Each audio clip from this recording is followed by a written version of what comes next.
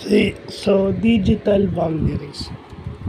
So, yung digital boundaries daw, yun yung managing screen time on interacting on the internet and social media or on your mobile phones.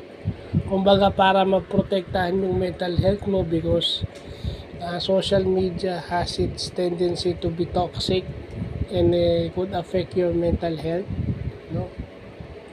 Kasi lahat na lang ng bagay issue sa social media for monetization and views. Hey! So, yun lang yun.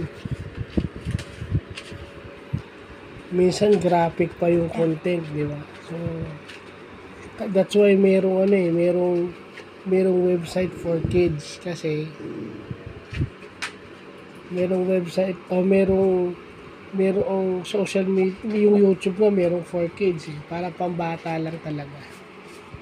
So yun yung ibig sabihin ng digital boundaries. Lagay na natin sa ganun. So, yun lang po.